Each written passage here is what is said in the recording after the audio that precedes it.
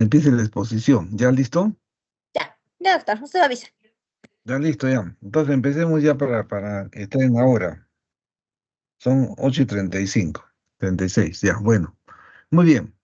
Entonces, la clase de hoy tiene que ver con una patología que es bastante frecuente. Es un síndrome que acompaña o está presente en varias enfermedades que se llama anemia. La siguiente, Hanna. La definición de anemia tiene que ver con la concentración de hemoglobina. Y esta concentración de hemoglobina se da en gramos y en decilitros. Puede variar por varios factores: la edad, el sexo, em, las características ambientales donde vive la persona. O sea, hay varios factores como vamos a ver. La siguiente. Acá tenemos la clasificación de anemia según la Organización Mundial de la Salud. Entonces, generalmente la hemoglobina, pues, que nosotros tenemos en dosaje de la población promedio, es entre 13 y 15, ¿no? Entonces, acá, cuando está por debajo de entre 10 y 13, se considera em, como leve, una anemia leve. Cuando está entre 8 y 9,9, es una anemia moderada. Y cuando está entre 6 y 7,9 es una severa, ¿no? Un cuadro severo. Es lo que clasifica la Organización Mundial de la Salud. La siguiente, acá vamos a ver todos los tópicos que vamos a tocar en este tema de anemia. La siguiente, acá vamos a ver los parámetros, ¿no? O sea, generalmente para la anemia es muy importante el estudio del hemograma. Entonces, en el hemograma tenemos que ver varias características que nos van a salir, ¿no? El número de Matías, que generalmente es entre 4,5 millones a 5,5, ¿no? Promedio 5 millones. Es el número de eritrocitos normal en una población promedio de edad. La hemoglobina también hemos dicho que es entre 13 y 15, o 14, para mujeres promedio 14, y para hombres es entre 14 y 16, promedio 15.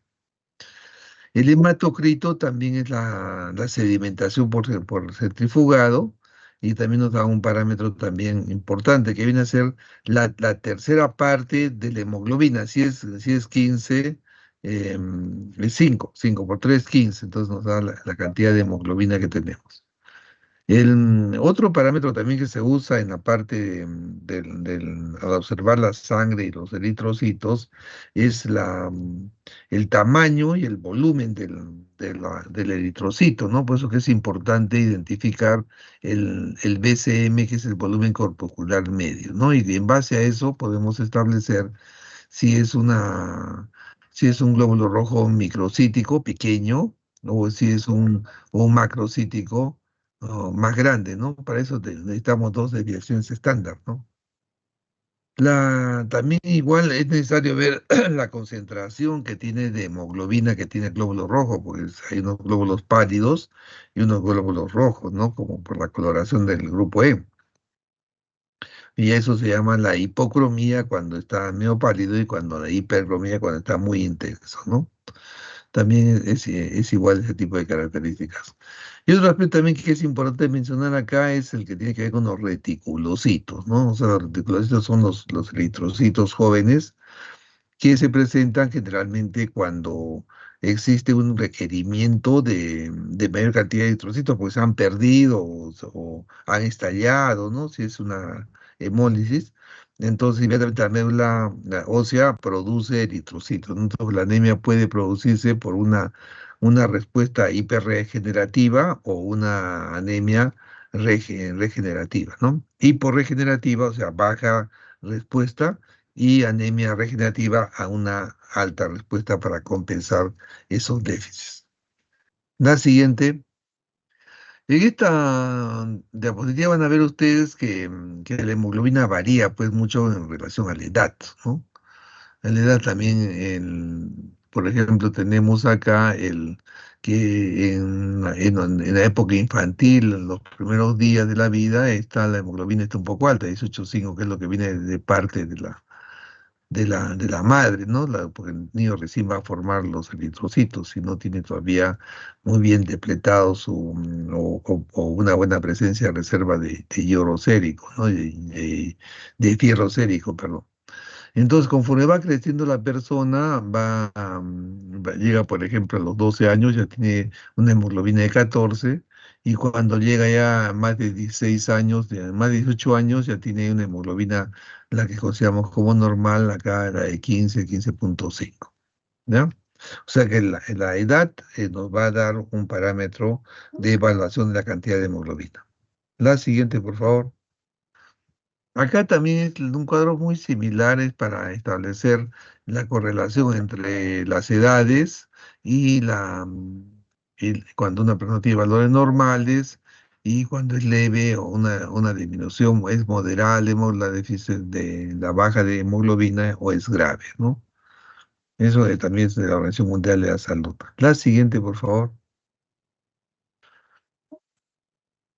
En esta diapositiva van a ver ustedes que hay otro parámetro también que modifica la hemoglobina, ¿no? Y que tiene que ver, obviamente, por el estímulo de la cantidad de la presión de oxígeno que hay en el ambiente.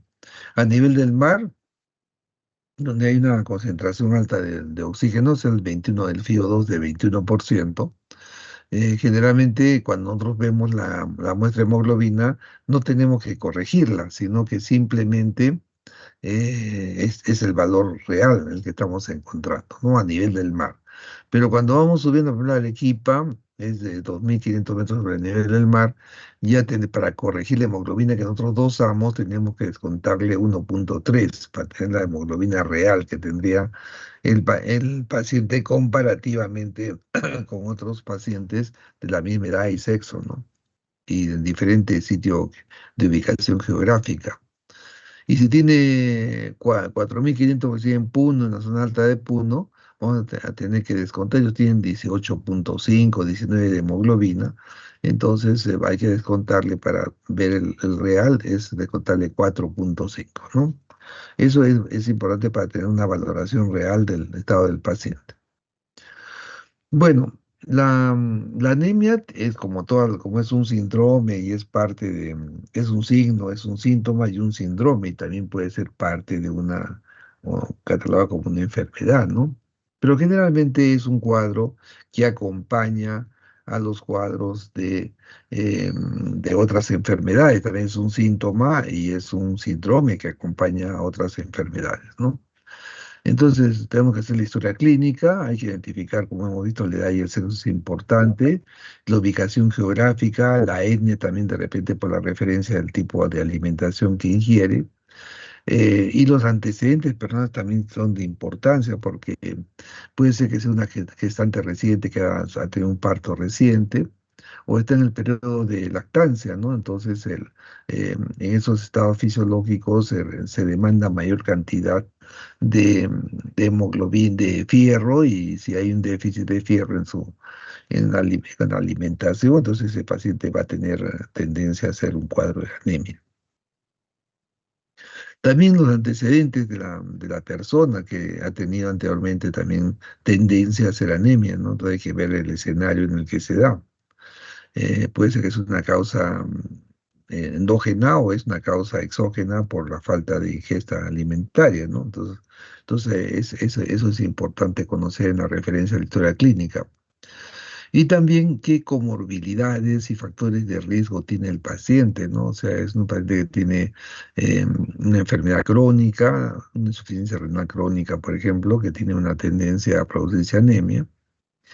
Y a factores de riesgo que ese paciente tiene, por ejemplo, tendencia a fragilidad vascular o a trabajo con contusión, donde puede sufrir contusiones, hematomas o hemorragia, ¿no? En general, ¿no? Por el estrés, por factores laborales.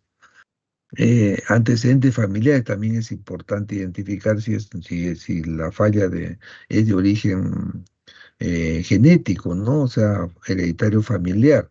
Entonces es importante, solamente en el examen clínico, en la historia clínica podemos tener bastante información. La exposición a fármacos y dosis también es bastante importante. Hay fármacos que aplazan la médula ósea y por lo tanto impiden la génesis de eritrocitos. Entonces eso también hay que tener en cuenta para evaluar al paciente. O sea, la historia clínica nos da bastantes argumentos para ello. La siguiente. Entonces, como hemos dicho en un comienzo, una prueba que nos va a permitir tener una objetiva muestra de la cantidad de hemoglobina es el hemograma, ¿no? El hemograma nos va a dar pues el recuento sanguíneo de eritrocitos, ¿no? Que es un parámetro que hemos dicho que es importante establecer. Nos va a dar también la cantidad de hemoglobina o el hematocrito que tiene el paciente, ¿no? Nos va a dar también las características eritrocíticas, si es de volumen corpuscular medio, como es, más grande, pequeño, es normocítica, está dentro de los parámetros, está menos de 80, está entre 80 y 100, que es normal, o más de 100, ¿no? Que ya es megaloblástica. Y los reticulocitos también es un parámetro importante, generalmente es menos de uno en una persona normal, pero cuando una persona tiene déficit o a pérdida rápida, entonces se produce una mayor presencia de reticulocitos, o sea, nos da una relación importante. Y también la otra serie, la serie blanca y la serie plaquetaria, también nos permite ver el hemograma, ¿no? Además, también en algunos casos hacemos la extensión. A veces ya nos hace mucho eso, pero antes nosotros usábamos una gota de sangre para hacer un frotis y verlo a microscopio. Entonces, con eso van a ver ustedes, más o menos identificar a la visión directa el tamaño del eritrocito, la concentración del grupo E en la coloración del eritrocito. Y la otra cosa importante es la morfología, el tamaño, si la deformidad del glóbulo rojo, y si hay varios tamaños, ¿no? Tamaños grandes, medianos, pequeños, entonces quiere decir que hay una anisocitosis, ¿no? Bueno, la siguiente. Entonces, concluimos que el hemograma es pues una herramienta fundamental para la valoración de la anemia, ¿no? O sea, tenemos que pedir un hemograma para valorar la anemia, aparte de la parte clínica, ¿no? Y podemos también extraer datos, como hemos dicho, por la anamnesis, por la exploración física, también nos va a ayudar a ver las características que externas del paciente, la coloración de la piel, las escleróticas, como vamos a ver las conjuntivas. Y después también tenemos que buscar algunos estudios más complementarios que podemos pedir al paciente. Entonces, la hemoglobina pues tiene una función importante en la parte de la fisiología del funcionamiento de los múltiples sistemas, ¿no? Es la responsable de ser la que transporta el oxígeno desde los pulmones a través de los alvéolos que se difunden hacia los capilares, porque hay mayor concentración de oxígeno en el aire ambiente que el oxígeno que está en eh, la sangre que llega a los alvéolos, ¿no? Los capilares que llegan a los alvéolos que ya han perdido buena cantidad de su contenido de oxígeno. Entonces, como hay una alteración de presión, entonces desplaza el oxígeno del alvéolo hacia el capilar. Y a la inversa, el vaso sanguíneo, el capilar, trae desechos de la producción del metabolismo, que es uno de los es el CO2. Entonces el CO2 está altamente concentrado y el ambiente externo está bajo. Entonces hay un desplazamiento por presión del capilar hacia el alvéolo del CO2 para ser eliminado mediante la expiración. Entonces eso es un factor importante que tiene que ver pues la hemoglobina. La siguiente. Entonces, acá vemos los conceptos generales que ya hemos estado hablando, ¿no? O sea, que la anemia, como hemos dicho, es un signo, un síntoma o es un síndrome muy frecuente, ¿no? En la consulta médica. Es parte de la evaluación que tenemos del paciente.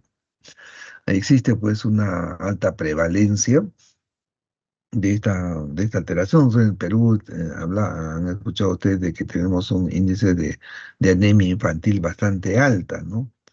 Y ese es un problema porque, sobre todo la anemia infantil del lactante, el recién nacido, que sale con bajo contenido de hemoglobina, aparte de lo que hemos hablado de la difusión de oxígeno y la eliminación de CO2, la hemoglobina juega un papel importante en la reconexión sináptica cerebral. Entonces, el paciente o el niño o el lactante que no tiene una hemoglobina adecuada, las sinapsis que se puedan producir son menores, menor número que las normales que de una persona que tenga una hemoglobina normal. Entonces, eso va a llevar a que esta persona tenga una limitación cognitiva futura y eso es permanente. No, por eso que ahora hay una serie de acciones en la madre gestante para mejorar su hemoglobina y también en el niño recién nacido hay una serie de programas para evitar la anemia, porque realmente no solamente es porque la anemia produce alteraciones metabólicas, sino porque produce acciones que afectan la parte cognitiva futura del paciente, que es permanente para toda su vida, ¿no? Entonces ya le quitan competitividad, pero realmente tiene opciones de desarrollar pues con limitaciones, ¿no? La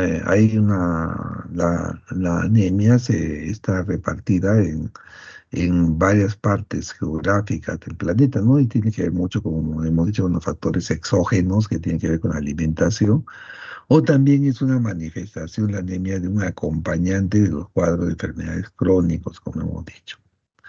Hay menos alteraciones de la hemoglobina que tienen que ver ya con factores de tipo genético, hereditario, como son las alteraciones de la membrana, del sistema enzimático, ¿no? Que llevan también a una destrucción más rápida de los glóbulos rojos y por eso predisponen a un cuadro de anemia, que es otro tipo de alteración. Bueno, acá ya para que vea que la hemoglobina se encuentra por los vasos, carga el oxígeno y elimina el CO2. La siguiente, por favor. Ya viste la de los glóbulos rojos, entonces la siguiente ahora. Las manifestaciones clínicas.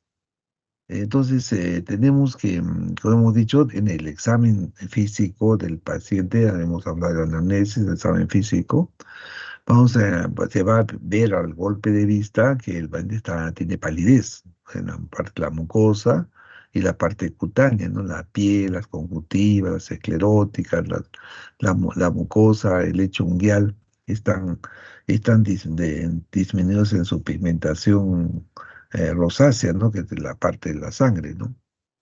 Y es el más común de los hallazgos. El soplo sistólico también se puede encontrar también en algunos pacientes, y también se puede encontrar el foco pulmonar, ¿no? Incluso en el punto pulmonar. Y también se puede encontrar taquicardia y algunos signos compatibles con una insuficiencia cardíaca, ¿no? En algunos pacientes, sobre todo de adultos mayores, ¿no? Entonces hay que diferenciar también el concepto antiguo. Ustedes saben que la gente que tenía sangre azul, decían, ¿no? La sangre azul eran la gente de la monarquía. Y eso se debía a que tenían la piel blanca, pues porque ellos no estaban expuestos al sol, porque no tenían que trabajar para ellos gobernaban. Entonces se le miraba pues, a través de la piel, se le miraban las venas y las venas se le miraban azules, ¿no? Con una coloración azulada. Pues decían la sangre azul. A lo que la gente del campo, que tiene la piel morena, no permite ver pues, los vasos, ¿no? Los vasos con el color de las venas. La siguiente. Entonces, acá vemos en lo que ya se relaciona con el diagnóstico, después de que hemos hecho la anamnesis, el examen físico, y también incluso le hemos pedido su hemograma. Entonces, hay que tratar de confirmar el diagnóstico de la anemia, ¿no? O sea, porque puede ser una apreciación, a veces uno aprecia y puede pensar que está anémico, pero no está anémico. Su coloración así de la piel. Eh, y también hay que buscar cuál es el potencial causa de ese tipo de trastorno, de la disminución de la despigmentación del glóbulo rojo. Hay que tratar de evaluar. Entonces, para eso nos sirve pues lo que ya hemos comentado del hemograma. La hemoglobina nos va a definir, ¿no? Como hemos dicho, si es que tiene entre 13 y 15 en las mujeres y el hombre 14 y 16 en nuestro medio. es considerado como valores normales. Cuando está por debajo de esos valores, según la Organización Mundial de Salud, puede ser anemia leve, moderada y severa, ¿no? O sea que la hemoglobina es un parámetro importante para tener un criterio objetivo de definición del cuadro. También el número de Matías nos va a ayudar. Si está por debajo de 4 millones, entonces ya este paciente tiene un déficit de Matías, ¿no? Que hay que ver cuál es la causa. El hematocrito también puede ayudar. En algunos sitios el hematocrito se hacía más rápido que el hemograma, pero algunos sistemas de laboratorio digitales, prácticamente una gota de sangre da todo, ¿no? No estamos aplicando, entonces tenemos que usar la centrifugadora y rápidamente tenemos resultado, que la búsqueda de la hemoglobina, había que hacer todo un procedimiento químico con pipeta, que era un poco complejo, ¿no? Que demoraba un poco más de tiempo, obviamente. El volumen corporal medio que hemos hablado, la concentración de hemoglobina también para ver cómo están los eritrocitos y también el grado de distribución eritrocitaria, ¿no? El índice de distribución eritrocitaria que viene a ser con la carga de hemoglobina de los glóbulos rojos. Y los reticulocitos que ya también hemos visto que reflejan la reacción o sea, la eritrogénesis en la eritropoiesis pedular, que indica pues, que está generando más glóbulos rojos para compensar una probable deficiencia que exista, ¿no? La siguiente, por favor. Em, También es necesario, también aparte de la hemoglobina, que los parámetros que hemos visto ahí que nos pueden dar, necesitamos algunas pruebas laboratoriales que nos van a llevar a conocer algunas proteínas, ¿no? Y también algunas reservas. Por ejemplo, hay que saber cuánto es la reserva que tiene la persona de, de hierro plasmático, ¿no? O sea, si tiene depósito de hierro o está falto de depósito de hierro, ¿no? Entonces, en la parte inferior van a ver de que el hierro sérico, normalmente en varones es entre 75 y 175 microgramos por decilitro. En las mujeres es de 50 a 150 microgramos por decilitro. Entonces, esos son los parámetros normales de hierro sérico. También se puede dosar hierro sérico en una prueba laboratorial. Hay dos elementos que son importantes, es la ferritina y la transferrina, que son proteínas. La ferritina es la que aloja al fierro, o sea que es importante la ferritina para el diagnóstico de la anemia y la tipificación de qué tipo de anemia es. Porque cuando la ferritina está baja, entonces quiere decir que hay una depresión objetiva de la baja del hierro en el paciente, ¿no? También puede estar elevada también la ferritina, generalmente se puede observar en los pacientes que tienen enfermedades inflamatorias, ¿no? Que generan la mayor producción de ferritina, también es un parámetro importante para ver la respuesta inflamatoria, ¿no? Eso lo hemos visto en la época del COVID, hemos pedido ferritina para ver cuál es el grado de inflamación que tenía el paciente. Indirectamente, ¿no? Aparte del PCR, velocidad de sedimentación que conocemos. La transferrina es otra proteína que se encarga de transportar el fierro, que desde la parte de absorción a nivel del tubo intestinal hacia el desplazamiento hacia los depósitos que tiene el organismo, ¿no? Entonces es una proteína transportadora. También puede estar aumentada generalmente cuando es una forma refleja, cuando el organismo piensa que tiene déficit de fierro, porque sus funciones no están caminando bien, entonces lo que hace es produce más transferrina para que pueda coger más fierro y transportar más fierro y tener más depósitos de fierro que pueda ser utilizado en la formación del glóbulo rojo. Otro aspecto también que ahora queremos agregar también es el índice de saturación de transferrina. O sea, la transferrina a veces puede estar aumentada, pero su saturación es baja. Entonces acá tenemos los valores. Baja puede ser menos de 15 a 20% cuando es baja y es alta cuando es más de 50 a 55%. ¿Ya? Entonces, es importante que tengamos transferina, sí, pero ¿y cuánto es el porcentaje de saturación?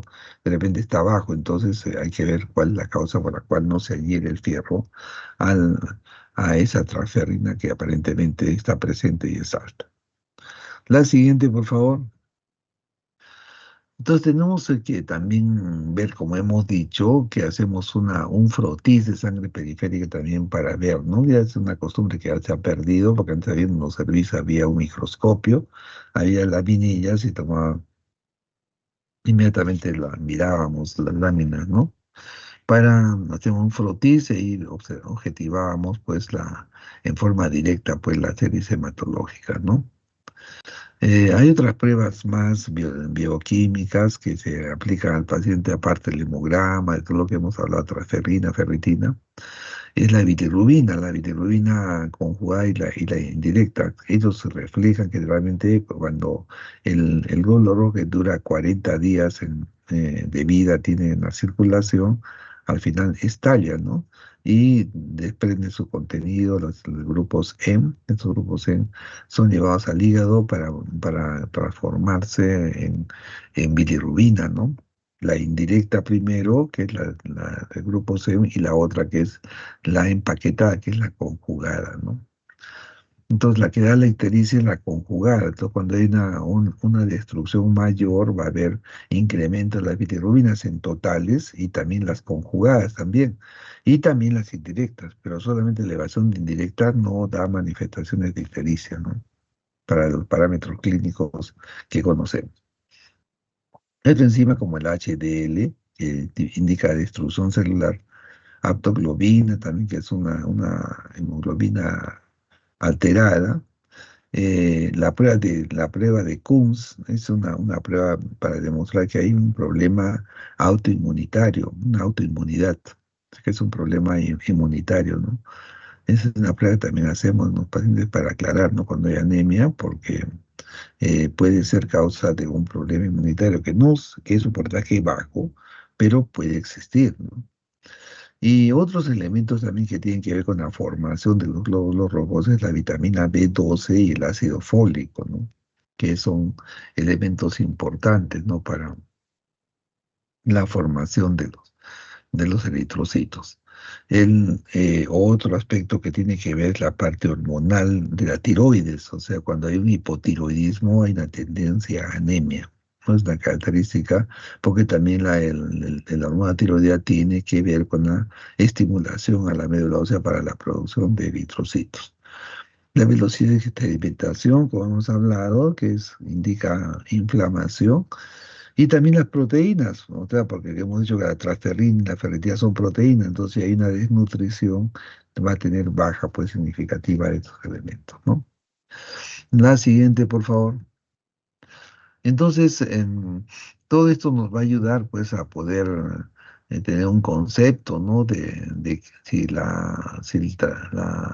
por la parte fisiopatológica, qué características se van a presentar y por la parte morfológica, qué características va a presentar este cuadro de anemia, ¿no?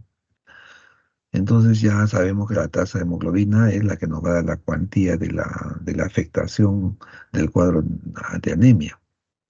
Los reticulocitos, como hemos dicho, que si es una médula reactiva o es una médula hiporreactiva o hiperreactiva, ¿no?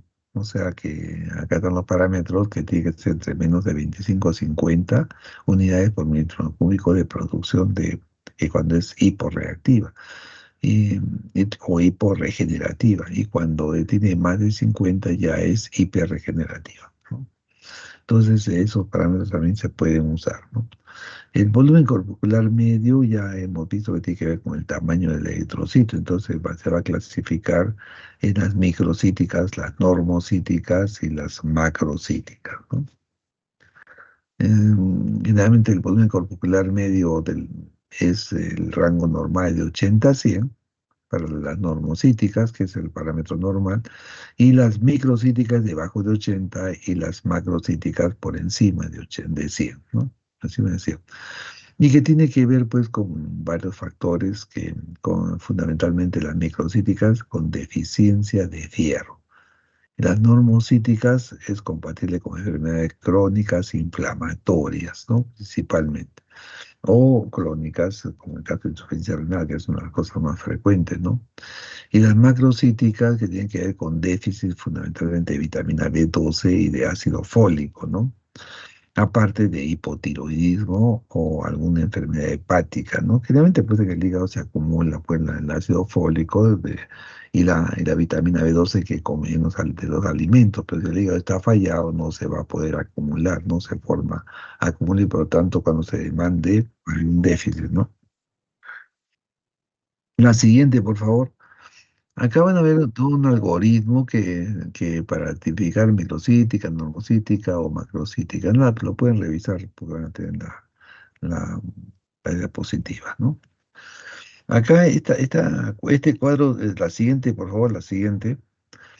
Estamos en el diagnóstico diferencial de las anemias, ¿no? Entonces, este cuadro es muy importante porque nos va a permitir diferenciar pues, los grupos de las anemias, ¿no? Las anemias microcíticas, normocíticas y macrocíticas, ¿no? Entonces, que son los tres grupos más frecuentes para tipificar la anemia. Entonces, la anemia microcítica tiene que ver fundamentalmente con la ferropénica, ¿no? Con la anemia ferropénica, o sea, con la baja de fierro.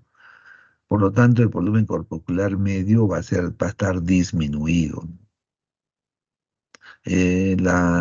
Los acúmulos de fierro en la parte de la sideremia que se llama van a estar bajos, depletados, ¿no? También es otra característica de la anemia microcítica hipocrómica, ¿no?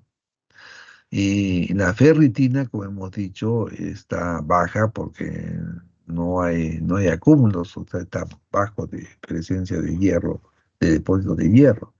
Y la transferrina que reacciona en el organismo produciendo más proteínas de transferrina para transportar, porque piensa que de esa forma va a ayudar a corregir el problema, ¿no? Entonces va a ser alta.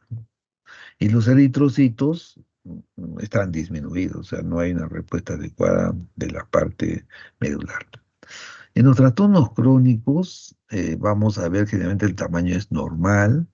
Los depósitos pueden estar un poco depletados porque la enfermedad crónica puede impedir una buena absorción de fierro, entre otras cosas, ¿no? El problema inflamatorio también produce más consumo del organismo de los factores básicos y por lo tanto eh, realmente va a estar disminuido. Después la ferritina, que generalmente es la que donde permanece el fierro, va a estar elevada, o sea que va a haber, va a haber depósitos de fierro, pero no se está desarrollando la cantidad de eritrocitos necesarios porque existen pues problemas colaterales como son por los procesos inflamatorios, ¿no? Y los eritrocitos también van a estar disminuidos. En el caso de la anemia megaloblástica, esas son las que tienen un volumen corporal más de 100, entonces en el volumen corporal esto va a estar aumentado, obviamente, por eso que son megaloblásticas. El depósito de fierro está presente, está normal, porque no es un problema de déficit de fierro lo que produce este tipo de anemia. La ferritina va a estar normal porque transportar el fierro no es el problema. O de tener como depósito el fierro tampoco es problema. Y la transferrina que transporta también es normal. Los eritrocitos están bajos, ¿no? Están disminuidos. O sea, esas son las características de las tres series de, de trastornos que producen en los cuadros de anemia. Hay una clasificación que usan mucho pues los hematólogos, ¿no? Solamente vamos a comentar de forma rápida, pero para que tengan el concepto, que puede haber una anemia microcítica regenerativa, o sea, con una baja capacidad regenerativa, y que tiene que ver pues con problemas de intoxicación de plomo, con enfermedades crónicas, y también con déficit de hierro grave, ¿no? O sea, deficiencia grave de hierro, ¿no? A veces los veganos, pues, o no comen la carne, es la primera fuente de aporte de fierro. Entonces, también hay verduras que tienen fierro, pero generalmente estos pacientes, pues, no tiene una dieta de repente balanceada, ¿no? Y las microcíticas regenerativas son aquellas que hay una respuesta pues, adecuada. Entonces, está la anemia, las anemias que con un déficit leve de hierro pueden presentar ese tipo de características. La siguiente, por favor.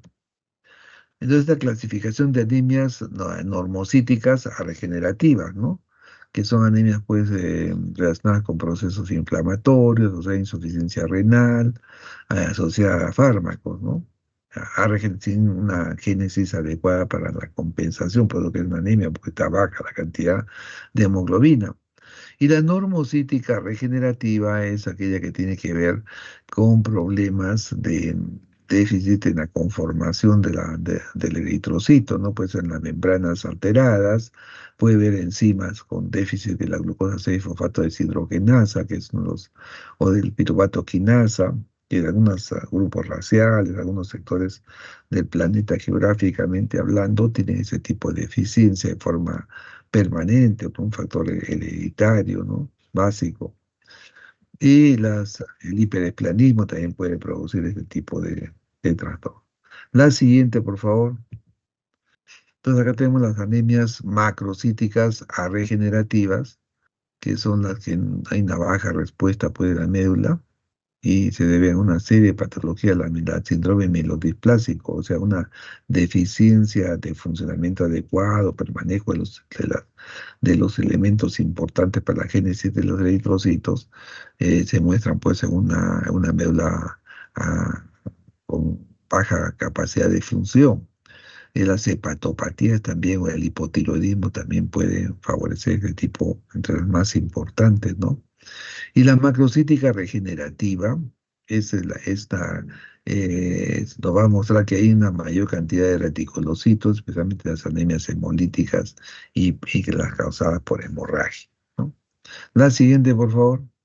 Entonces, acá también tiene un algoritmo para que vean que las anemias microcíticas tienen que ver con el metabolismo del hierro.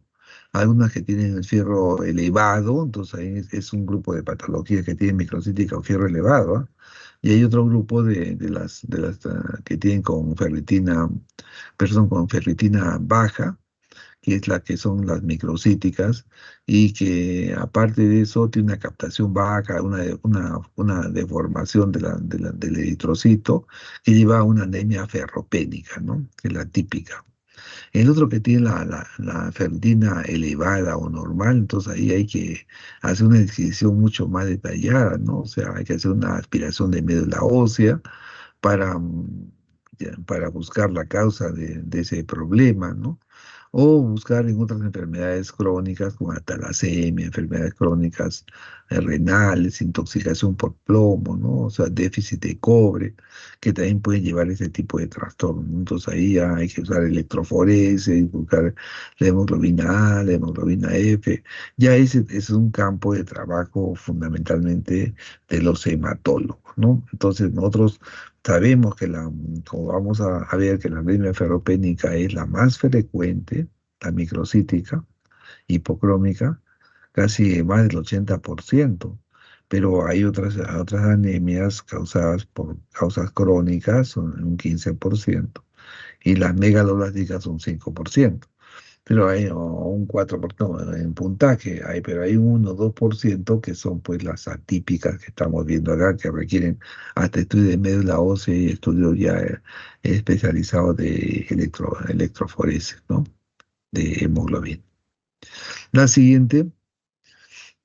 Pues también acá el diagnóstico diferencial a mí me parecía al cuadro que hemos hablado, está el defecto de fierro, o sea, cuando hay una baja de fierro microcítica, una anemia de trastorno crónico normocítica y la anemia multifactorial o generalmente por déficit de vitamina B12 y ácido fólico, básicamente, o hormonas como la hormatiroidea, que son los multifactoriales, están acá catalogados en sus detalles viendo pues su hierro sérico, la transferina, la ferritina que hemos hablado. La proteína C reactiva está presente, aumenta en las fases crónicas y puede estar normal en la microcítica porque no tiene realmente que ver con un problema inflamatorio, ¿no? ¿no? Entonces es la eritropoyesis que puede estar aumentada para compensar, o en otros está disminuida. En la última también puede estar normal o aumentada. Listo, la siguiente, por favor.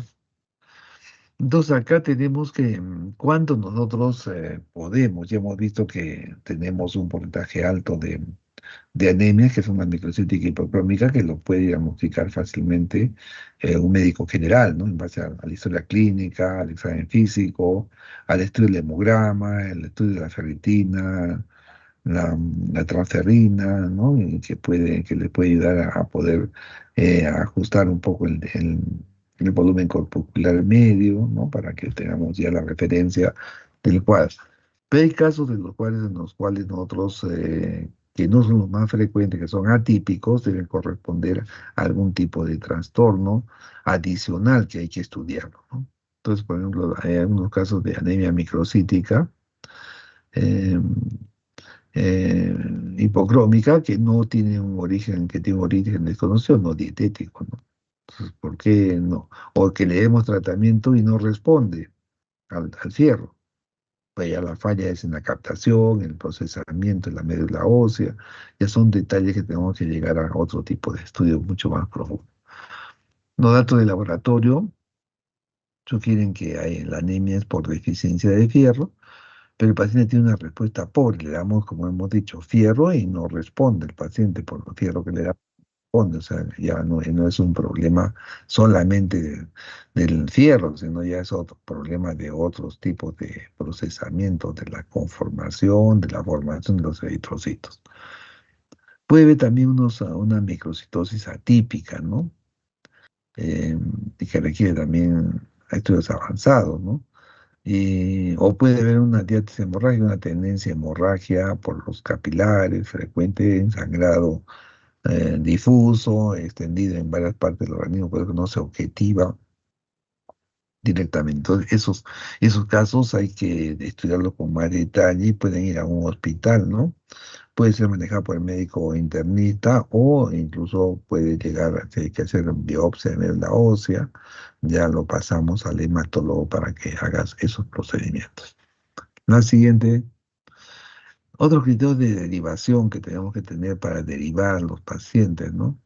O sea, cuando tenemos cuadros agudos, muy agudos, en el que el paciente puede complicarse, por ejemplo, el caso típico de anemia hemolítica aguda, ¿no? Ese paciente comienza a hacer un cuadro de hemólisis que puede llevar a taponamiento renal, ¿no? A que la anemia se va a producir, pero el problema no es tanto va a haber problema porque hay una baja de oxigenación, una baja de eliminación de CO2, pero este paciente tiene pues una serie de desechos de lo que está en el glóbulo rojo que van a taponar el riñón y van a producir una insuficiencia renal aguda, brusca, que es lo que al final lo va a llevar a la descompensación y a la muerte del paciente, ¿no? Los sangrados agudos, o sea, puede ser bueno, por ruptura de un vaso importante, puede ser por un motivo de un traumatismo, contusión, arma blanca, arma de fuego, ¿no? O sea, accidente de tránsito con contusiones varias, ¿no? Que puede ser con una hemorragia interna, ¿no? Que no la podemos tipificar en la ubicación donde puede estar presente, ¿no? Entonces eso nos permite evaluar. Acá, acá tenemos en la línea de un poquito una discrepancia, o sea, cuando un sangrado agudo, la hemoglobina baja. Entonces, de acuerdo a los criterios que hemos visto, cuando la anemia es moderada, no está apoyada por alrededor de 8, entonces nosotros acá, por conducta, podemos este paciente hacer transfusión sanguínea, ¿no? Porque este paciente, en primer lugar, va a tener un problema hipóxico sistémico, porque no tiene hemoglobina y va a haber una falla de múltiples sistemas, ¿no? Entonces hay que reponerle un volumen que le permita más o menos al paciente tener herramientas para defenderse de la enfermedad de base que tiene que estar llevando o motivando la consulta o la hospitalización del paciente, ¿no? Pero cuando está por debajo de 8 ya pues hay un fracaso de varias funciones. Por los cirujanos no entran a un paciente a operar, más que los anestesiólogos no autorizan el ingreso a una hemoglobina por debajo de 8, entonces obligan a usar el parámetro de transfusión. Entonces el concepto de quiero que les quede más o menos claro es de que una hemoglobina de alrededor de 8 ya ese paciente puede ser candidato a transfusión, no como en este caso la lámina que dice que la indicación de transfusión es cuando está por debajo de 4. En un cuadro crónico, de repente hay que ponerle, pues, y lo que se pone ahora son eritrocitos, ¿no? No se pone sangre total. Y en tercer lugar, ya los sangrados subagudos o crónicos, ¿no? Que están ahora como como hemorrágicas, los problemas que se producen por sangrado por la vía urinaria, la vía rectal, por hemoptisis, ¿no? O sea que también pueden ayudar a presentar ese tipo de características, ¿no? La siguiente, entonces, ¿cuándo tenemos que derivar a los pacientes también al hematólogo, al gastroenterólogo o al clínico, pues al médico internista, ¿no? Entonces, cuando hay sospecha de anemia hemolítica, sí, ahí es necesario porque hay que ver, hay que hacer un frotis de médula ósea rápido para encontrar la causa, ¿no? Si la anemia es microcítica no ferropénica, o sea, no responde al fierro, que hay un problema también, entonces eso ya es terreno del hematólogo realmente. Anemia normocítica de etiología no filial ni asociada a patología crónica inflamatoria. O sea, no tiene pues, ninguna patología crónica, tiene una anemia normocítica, no, normocrónica. Hay que ver por qué se produce ese tipo de trastorno. Y también anemias que acompañan a otras alteraciones patológicas, pues, ¿no? De las células, ¿no? Sobre todo en sangre periférica. Y lo dije, el hematólogo ahí no puede ver el gastroenterólogo porque tiene una anemia ferropénica por pérdida eh, generalmente por falta de aporte. Bueno, eso lo puede ver los médicos, hemos dicho, porque le damos fierro, ¿no? Mujeres gestantes, posmenopáusicas van a tener mucha tendencia más, que todo se refiere a personas que tienen edad fértil, que puedan tener eh, sangrado abundante, que se produce durante su digamos, su recambio de la mucosa uterina. Entonces ahí se produce abundante pérdida de sangre. Entonces esa abundante pérdida de sangre es, hay que reponerla, ¿no? Y hay que corregir los factores que eso ya lo tiene que ver el ginecólogo, hay que hacer un estudio endoscópico para ver si la pérdida es por tubo digestivo. Hay una broncoscopía si la pérdida es por la parte bronquial y los estudios de imágenes que nos pueda tipificar dónde está el foco de pérdida o de complicación para el síndrome anémico, ¿no? O si es un paciente que ha sido operado y le ha hecho una, una, una cirugía de banda gástrica, ¿no? Entonces ahí en ese caso se le eh, ya presenta un síndrome de mala absorción, ¿no? Secundaria, que va a llevar pues a que tengamos que darle suplemento de fierro permanentemente. La dieta no va a ser suficiente, ¿no? Por la corta edad que tiene de, de sus características, ¿no? De la fase de absorción, ¿no? Hepatopatía, también hay casos que también son severos. La siguiente, por favor. Acá es una imagen, una médula realmente con mucho contenido graso, casi no celularidad. Es un síndrome de fallo medular, o sea, la médula no logra dar los requerimientos básicos, ¿no? Que requieren de la parte eritrocítica. Entonces, lo que se llama la hipoplasia o la aplasia medular, ¿no? Que puede ser, como estamos viendo acá, congénita o adquirida, ¿no? Bueno, entonces la anemia ferropénica, ya vamos a estudiarla en detalle ahora, es una anemia que es una de las más frecuentes, ¿no? De las anemias que en sí la anemia es una patología de consulta frecuente, pero de esa patología de consulta frecuente la mayoría de la gente que tiene anemia ferropénica, es la más frecuente.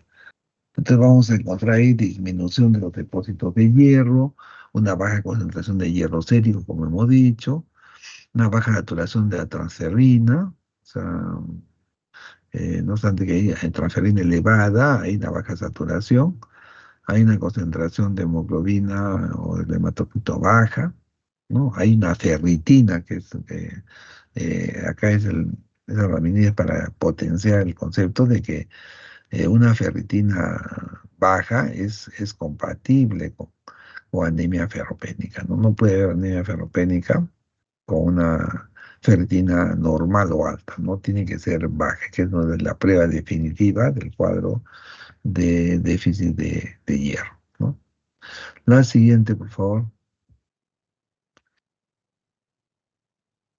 Puede haber causas pues, de la anemia microcítica hipocrómica, generalmente se produce a veces porque hay una sobrenecesidad por excesos fisiológicos no habituales, como el embarazo, la lactancia, ¿no?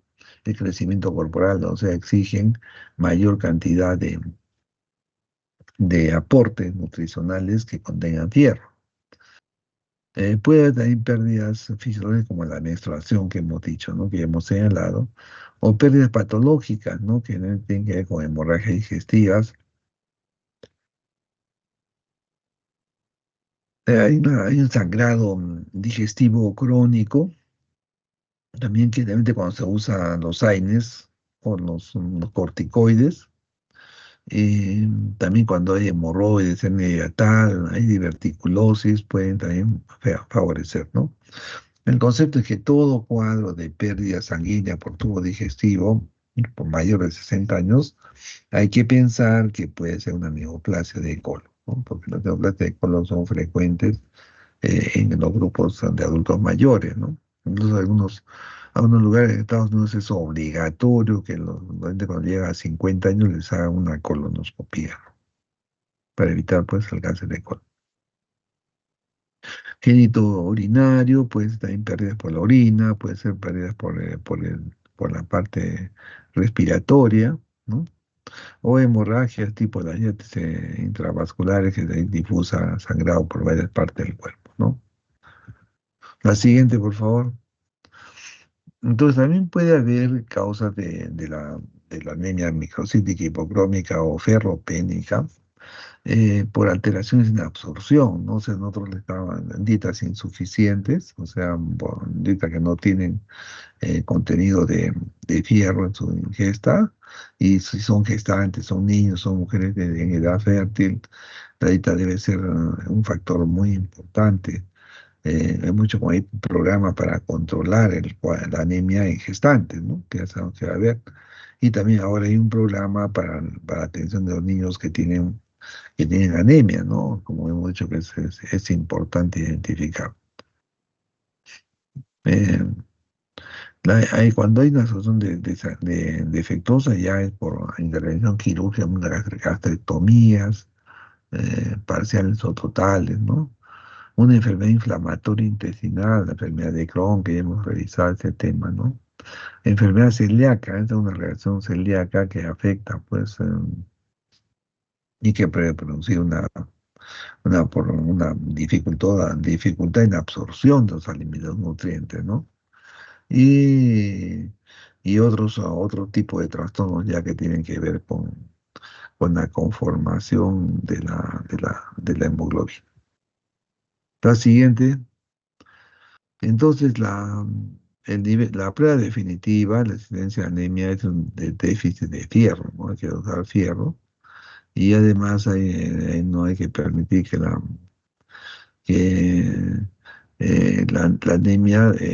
anemia pueda corresponder, o sea, vamos a identificar si corresponde a una enfermedad crónica, ¿no? O sea, pero generalmente no es por falta de aporte. La mayoría de los casos es déficit de aporte de los elementos base, que es el fierro.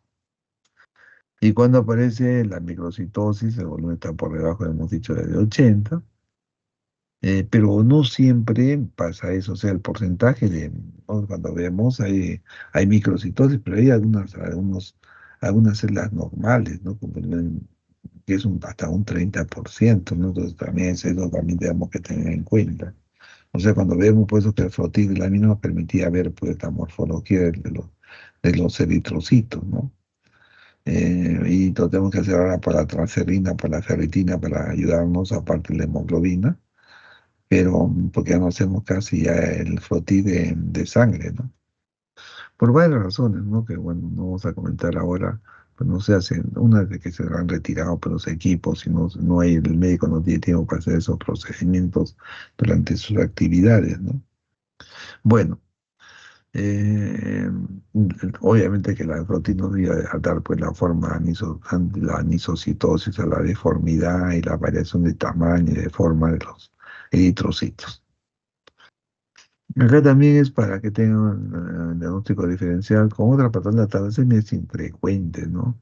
Las anemias crónicas son las que podríamos compensar, ¿no? O sea, nosotros en nuestro grupo racial tiene muy poca talasemia, ¿no?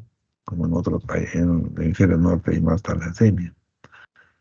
Entonces acá hay que cotejar la ferropénica con la microcítica y la devolución crónica con la normocítica. La siguiente, bueno, acá no se ve bien, este es también un algoritmo de la anemia ferropénica, ¿no? La siguiente, acá tenemos un algoritmo, ¿no? de la ferropenia, pero en relación a los varones, ¿no? Los varones menores de 45 años, como hemos visto, y los mayores de 45 años, como los mayores de 45 años que hay pacientes que están con anemia, hay que hacerles una colonoscopia definitivamente para descartar complicaciones secundarias de colon. Cuando es la mujer fértil, ya también vemos que hay sangrado ginecológico, es una característica frecuente del cuadro de anemia, y hay que direccionar hacia el estudio ginecológico, ¿no? de despistaje, ¿no? del cuadro. Y no, el problema viene en los pacientes que son menores de 45 años, entonces hay que evaluar si la pérdida, hay pérdida de sangre, y la pérdida de sangre debe ser a producir en la parte del sangrado del tubo digestivo, ¿no? Entonces hay que hacer colonoscopías de desecho. No, aparte, también se puede evaluar otras patologías secundarias que puedan favorecer, ¿no? La siguiente, ahora sí. Entonces, la anemia ferropénica, ¿cómo tenemos que tratarla, no? O sea, según los criterios es que hay que darle fierro al paciente, ¿no? Hay que darle fierro, en valores de fierro, de hierro elemental que sean necesarios, ¿no? Entonces se recomienda el tratamiento, el protocolo de 150 a 200 miligramos de hierro, ¿no? Al día, generalmente en 3 tomas. Entonces, bueno, en niños es una cantidad pues, alta porque es 3 a 5 miligramos por kilogramo de peso y en adultos es mucho más, ¿no? O sea, llegar a 150 a 200 de hierro elemental que se ingiere por día en 3 tomas, eso no sé, pero el problema del hierro es que produce mucho estreñimiento y produce mucha gastritis, porque aparte hay que darlo acompañado de vitamina C, ¿no? Para que se absorba mejor. No facilita, puede convertir el hierro ferroso en férrico. El férrico es el que se absorbe, ¿no? Entonces damos el sulfato ferroso, pero al final llega al intestino se modifica en sulfato férrico. Y ese férrico es el que se absorbe y es el que hace los procesos metabólicos, ¿no? Del organismo. Entonces hay que darle fierro. Entonces, ¿en qué forma? Como sulfato ferroso, como glutato ferroso, como fumarato ferroso, ¿no? Finalmente hay que ver la forma como aceptan ellos, ¿no? Y cómo aceptan, porque muchos experimentan por el sulfato ferroso, pero es que tiene más contenido de hierro sérico, ¿no? Las tabletas que son de 300 miligramos nos dan 60 gramos, la quinta parte de hierro sérico, ¿no? Mientras que el glutato ferroso también se usa en tabletas de 300 miligramos y tiene 35 miligramos de hierro elemental, ¿no? Mientras que el fumarato ferroso es de 200, que se tolera bien, más caro, pero que tiene 65 miligramos, ¿no? Que no es nada despreciable, 65 miligramos de la tableta, pero de hierro elementales en la tablet de 200, pero el hierro elemental es de 65 miligramos. Entonces, en algunos casos también acá podemos decir en qué pacientes tenemos que usar la vía parenteral, ¿no? Para corregir ese problema. Entonces, en los protocolos no debería usarse más que la vía oral, ¿no? Salvo que hay una intolerancia oral muy marcada, ¿no? O que hay una pérdida de sangre muy abrupta, ¿no? Entonces ahí podríamos ponerle para que la parte de los depósitos de fierro se incremente, ¿no? Bueno, muy bien. La siguiente, por favor. Acá es una lista de la forma del fierro que se vende en el mercado, ¿no? Que tienen ustedes una gran variedad. Y ya vamos a terminar con las anemias de procesos crónicos, ¿no? Y las anemias megaloblásticas, las anemias hemolíticas. Los procesos crónicos constituyen la segunda causa, ¿no? O sea, después de la microcítica hipocrómica, de causa de déficit de fierro, las ferropénicas, de ferropénicas, la segunda causa de hemoglobina es la vinculadas a procesos de crónicos, ¿no? Y generalmente tienen la tendencia a ser normocítica, muchas veces son esta anemia normocítica, y generalmente se encuentran en pacientes que tienen pues, mucho catabolismo, con pacientes que tienen enfermedades, y en algunos casos, o frecuentemente, que tienen complicaciones por otras patologías, ¿no? Entonces, y están hospitalizados, ¿no? También es otra causa. Hay que buscar pues, los parámetros de inflamación, de infección, o la misma neoplasia, ¿no? Y buscar también si hay capacidad regenerativa o no hay capacidad regenerativa, ¿no? del paciente para su validación, ¿no? Para establecer el tiempo y los criterios de reposición y de tratamiento. La siguiente. Entonces acá las anemias, ya es la tercer grupo de las anemias, que es las megaloblásticas, ¿no? La que tiene que ver fundamentalmente un crecimiento, un tamaño del volumen corpocular medio, el SP, de mayor de 100. Entonces es un glóbulo rojo grande. Ahora, generalmente no todo es, pero la gran mayoría son grandes. Entonces nos orienta hacia una anemia macrocítica, ¿no? Y muchas veces tiene que ver con una serie de procesos, ¿no? En la génesis del eritrocito. Puede ser una síntesis anormal, o algunos precursores eritroides o amiloides que están alterados, ¿no? Que pueden llevar este tipo de hemoglobina que no es que es megaloblástica, alteración, y que se produce fundamentalmente porque hay una deficiencia de una serie de elementos que aparentemente no lo conocíamos, pero que juegan un papel importante, como la vitamina B12 y el ácido fólico, y no nos olvidemos de la hormona tiroidea, ¿ya? La causa más frecuente de anemia megaloblástica es la que se debe pues a la vitamina B12. Entonces se llama las anemias macrocíticas, que se convierten en anemias megaloblásticas, ¿no? Deficiencia generalmente de vitamina B12 y deficiencia de fierro. También acá interviene en algunos pacientes el factor intrínseco, ¿no? Como es que está en el estómago, y que a veces se atrofia, una gastritis crónica atrófica. Se produce muy poco factor intrínseco, ¿no? Entonces ahí también ese es un factor que podría llevar a una anemia megaloblástica. Pero cuando ese factor intrínseco está destruido por causas inmunológicas, entonces en ese caso, ese cuadro de anemia megaloblástica que se va a producir tiene un nombre más preciso: anemia perniciosa. Esa es la característica. Bueno, las anemias megaloblásticas requieren un tratamiento, obviamente, ¿no? A veces, como el factor intrínseco no está adecuadamente en presentación a nivel... La siguiente, por favor, para que veamos la siguiente diapositiva. Entonces, el tratamiento tiene que ver como objetivo, generalmente, favorecer, ¿no? O aportar los insumos que están faltando en este tipo de anemia, que frecuentemente son la vitamina B12, ¿no?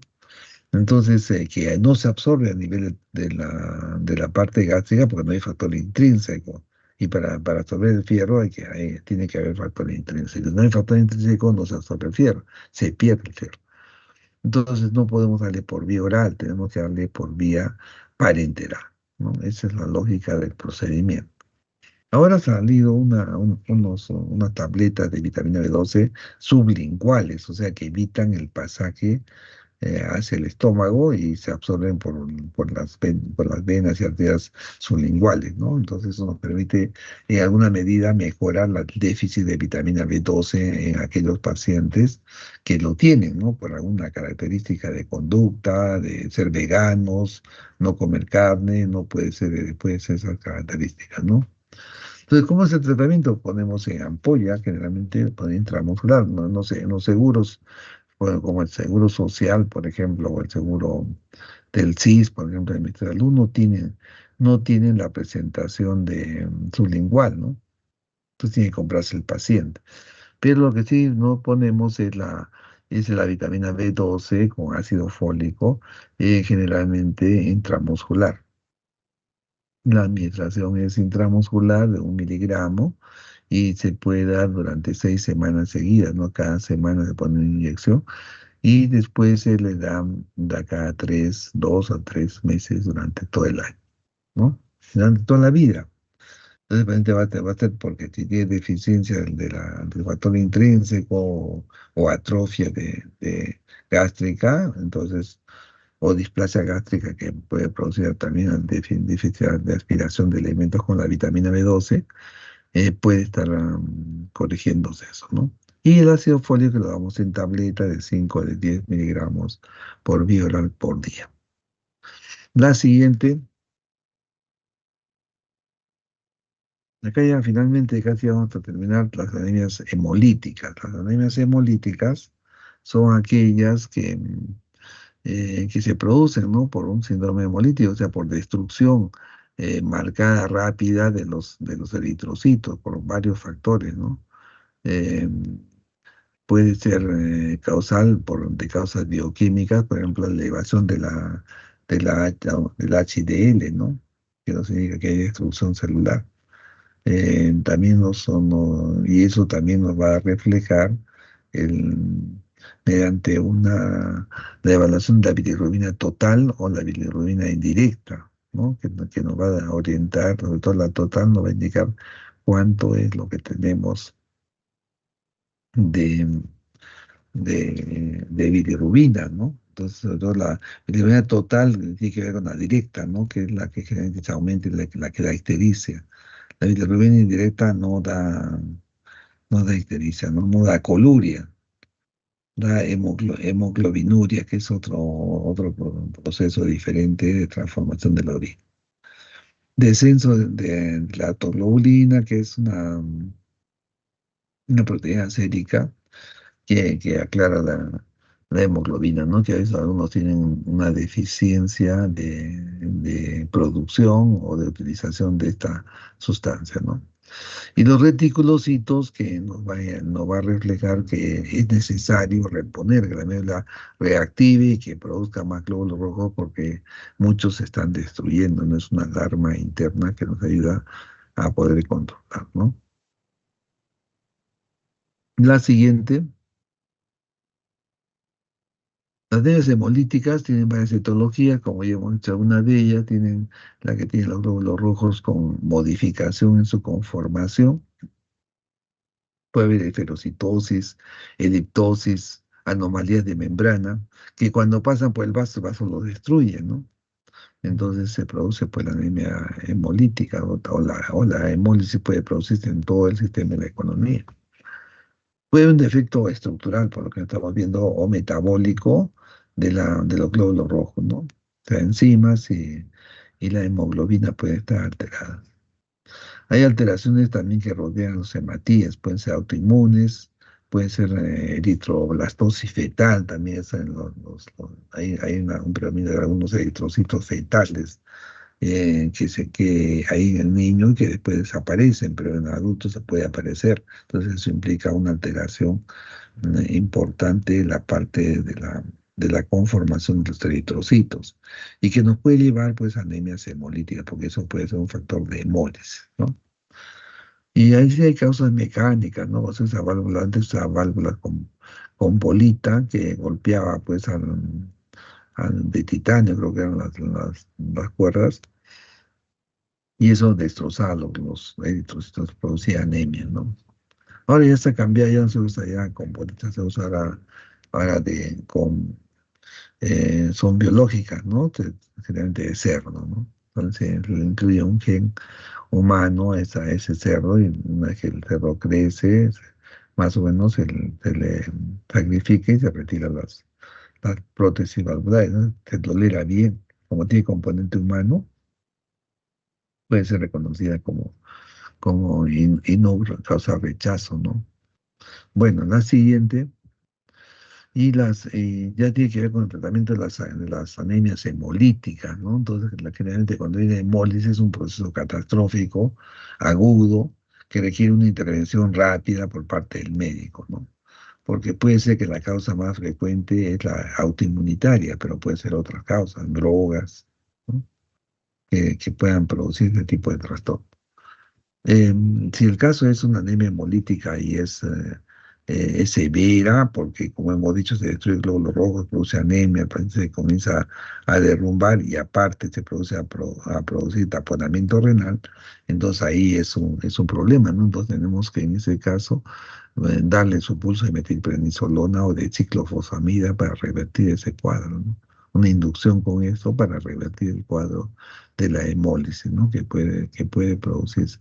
Es lo que se llama también la causa autoinmunitaria, o sea, es propia de la persona, ¿no? El tratamiento con corticoide oral después puede continuarse un tiempo o de acuerdo a la evolución regulable, ¿no? Porque si nosotros bajamos la guardia puede preguntarse otra vez hemólisis, ¿no? Transfusión de glóbulos rojos lavados también se puede dar. En los pacientes que tienen una severa baja de su hemoglobina hay que ponerle sangre, pero no se pone sangre total, se pone glóbulos rojos. En este caso, glóbulos rojos lavados para quitarle todos los elementos de antigenicidad, ¿no? Hay que evaluar también en estos pacientes qué fármaco están recibiendo, ¿no? Si es una ciclosporina, Dapsona, levodopa, levofloxacino, metildopa, ¿no? Nitrofurantoína, que ya no se usa mucho, los AINES, las penicilinas, la fenopiridina, fenazopiridina, la quinina, pueden producir daño, puede causar hemólisis, ¿no? En ese caso, cuando la hemólisis, pues ya con tratamientos no se logra manejar, hay que hacer una esplenectomía, ¿no? Porque el vaso es el que se encarga de destrozar. Cuando pasa la sangre a través del vaso, destroza a los eritrocitos que están anómalos, ¿no? Entonces también el dejarlos es un riesgo porque no sabes qué se va a formar en tu organismo, ¿no? Y finalmente tendríamos que, si la hemólisis es una causa secundaria, un problema inmunológico, un problema secundario grave, entonces podemos incluso, bueno, que están la quimioterapia, que sea plasia de médula, ¿no? Entonces esos pacientes hay que hacer un trasplante de médula ósea, ¿no? Bueno, yo creo que eso es lo más importante. No se olviden que la anemia ferropénica es la más frecuente. Las anemias normocíticas eh, son de causa inflamatoria y son secundarias a enfermedades crónicas. Y la megaloblástica es la que tiene que ver con la deficiencia de vitamina B12, ácido fólico, y que tenemos que tratar de controlar, ¿no? Porque puede ser por déficit de aporte o por una alteración de la mucosa gástrica que no permite, por el factor intrínseco, la absorción de estos elementos que son vitales para el cerebro. Entonces tenemos que ponerlos por vía parenteral. Y las anemias hemolíticas, pues, son generalmente vinculadas a casos de inmunidad, ¿no? Muchas de autoinmunidad. Enfermedades del cuerpo se revela contra su propio cuerpo y produce la destrucción, pues, de los eritrocitos. Muy bien. Yo creo que con eso terminamos la clase, ¿no? Entonces ya podemos, em, acá ya está viendo ya la diapositiva, ¿no? Ya con